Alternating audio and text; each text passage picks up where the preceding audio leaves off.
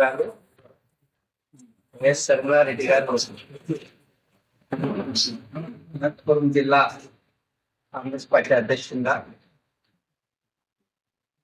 నాకు బాధ్యతగా అప్పగించినందుకు మొట్టమొదటిసారిగా ఆయనకు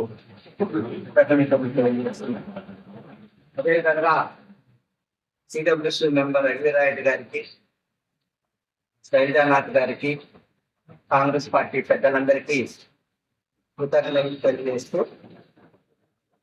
మరి ఈరోజు ముఖ్యంగా కాంగ్రెస్ పార్టీ వైస్ ప్రెసిడెంట్ గా ఎన్నికైన సత్యన్ గారికి శుభాకాంక్షలు తెలియజేస్తూ,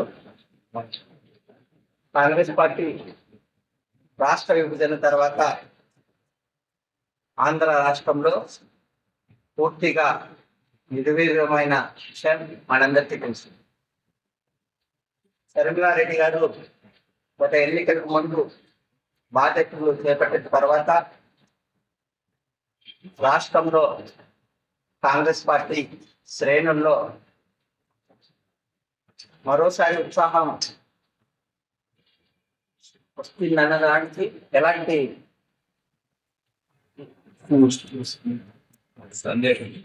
సందేహం లేదు. ఈరోజు మరి పునరుద్ధరణ చేయడానికి, కాంగ్రెస్ పార్టీని యాక్టివ్ చేయడానికి శర్మిలారెడ్డి గారు రాష్ట్ర వ్యాప్తంగా ఒక జిల్లా అధ్యక్షులని, మరి కార్యవర్గాన్ని మరి ఏఐసిసి వారి ద్వారా ఈరోజు పట్టించడం జరుగుతుంది.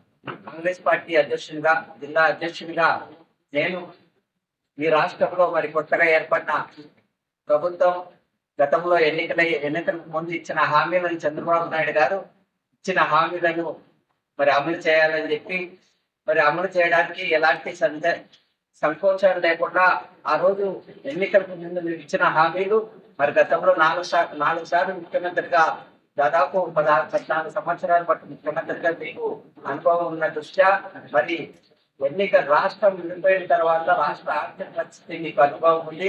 ఆర్థిక పరిస్థితి పట్ల మీకు సరైన అవగాహన ఉందని చెప్పి మేము అనుకుంటున్నాం.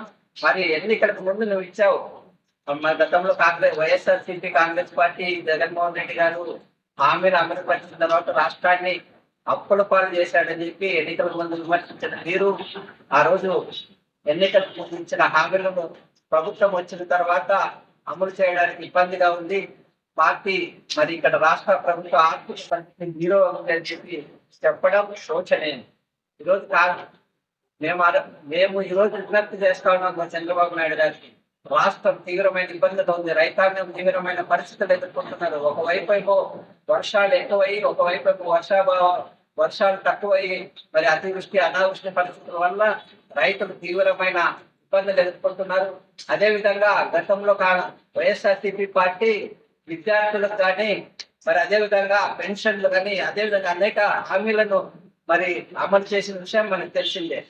ఈరోజు ఆ రోజు ఆర్థిక పరిస్థితి తీవ్రంగా ఉన్నప్పటికీ జగన్మోహన్ రెడ్డి గారు కొన్ని మరి సమస్యలు ఎదుర్కొంటున్నప్పటికీ మరి విద్యార్థులకు అమ్మ ఒడి అని చెప్పి ఒక్కొక్కరికి 15,000 ఇస్తే మీరు దాదాపు ఎంతమంది ఉంటే అంతమందికి మరి అమ్మ ఒడి, మరి తల్లి దీవెన అని చెప్పి ఇస్తామని చెప్పారు.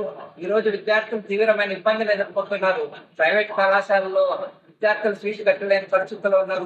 పేద విద్యార్థులందరూ మరి మా పరిస్థితి ఏమని చెప్పి మరి దిక్కుతోచని స్థితిలో ఉన్నారు. మీరు వెంటనే కనీసం గత